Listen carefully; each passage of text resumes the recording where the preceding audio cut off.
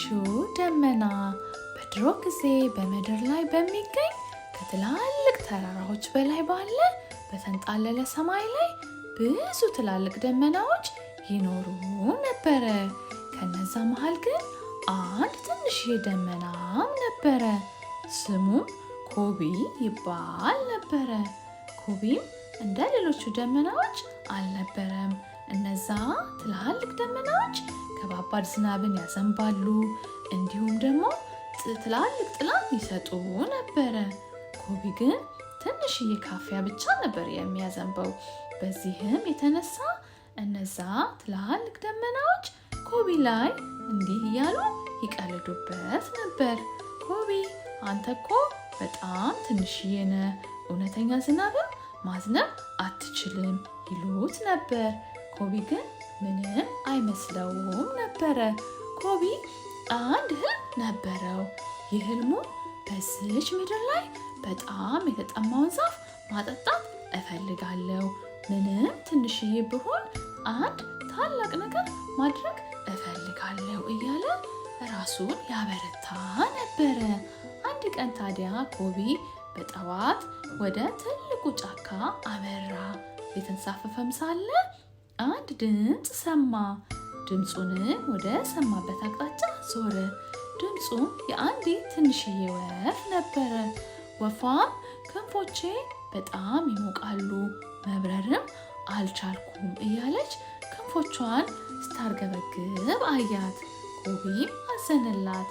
በውስጤ እርጥበት የያዘ አየር አለኝም ብሎ አርከፈከፈላት። ወፏም በጣም አመሰግናለሁ አለችው። ኮቢም ተደስቶ ጉዞውን ቀጠለ።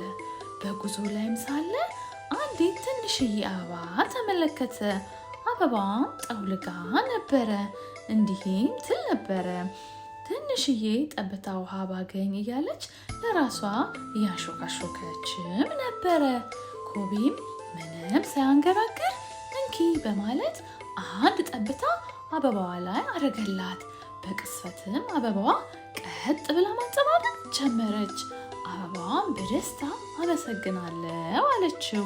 ኮቢም ለሌሎች መርዳት ጥሩ እንደሆነ አየ። ባረገውም ነገር ተደሰተ። ጉዞውንም ቀጠለ። ትንሽ እንደተጓዘም የያዘውን ውሃ ለሌሎች በማካፈሉ እየጎደለ መሆኑ ተሰማው። ነገር ግን ጉዞውን አላቆመም ነበረ።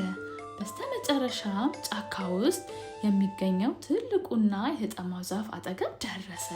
ዛፉንም ሊያጠጣው ሲሞክር ትንሽ የጠብታ ብቻ ነበር የሚወጣው። ኮቢም እጅጉን አዘነ። ለዛ ዛፍም እንዲህ አለው፣ ወደ አንተ እየመጣው ሳለ ሌሎችን አግኝቼ ነበረ፣ እነርሱን በመርዳቴ ውሃዬን ጨረስኩኝ አለው። ዛፉም አንተ ትንሽዬ ደመና በሰማይ ላይ ከሚገኙት ደመናዎች ሁሉ ትልቁ ልብ አለ። ለሌሎች መርዳት አያሳንስህም፣ ከፍ ያደርጋል እንጂ አለው። ኮቢም ዛፉ ያለው ነገር አልገባውም ነበረ። በድንገትም አንድ አስገራሚ ነገር ተፈጠረ። ያቺ የረዳት ወፍ ከየት መጣች ሳትባል የዛፉ ቅርንጫፍ ላይ አረፈች። የረዳትም አበባ አድጋ በኃይል ማንጸባረቅ ጀመረች። እኛን እንደረዳህን አሁን ደግሞ እኛ አንተን እንረዳሃለን አሉት። በጫካ ውስጥ የሚገኙት እንስሳቶች፣ ዛፎች እንዲሁም ሳሮች ትችላለህ ኮቢ ትችላለህ እያሉ ያበረቱት ጀመረ።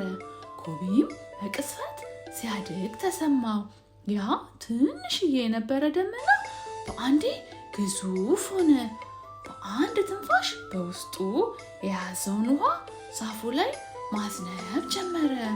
የተጠማውን ትልቁ ዛፍ ውሃ አገኘ። ወፎቹና እንስሳቶችም በዝናቡ መጫወት፣ መደሰት ጀመሩ። ኮቢም በጣም ተደሰተ። ያቀደውንም አሳካ። ሲያሾፉበት ሲቀልዱበትም የነበሩት በተፈጠረው ነገር በጣም ተደነቁ። ከዛን ቀን በኋላ ጫካ ውስጥ እርዳታ የሚፈልግ በሙሉ የትኛውን ደመና እንደሚጠሩም አወቁ። እሱም ኮቢ ነበረ። ልጆች የምንለቃቸው ቪዲዮዎች በፍጥነት እንዲደርሳችሁ ሰብስክራይብ ማድረጋችሁን አትርሱ።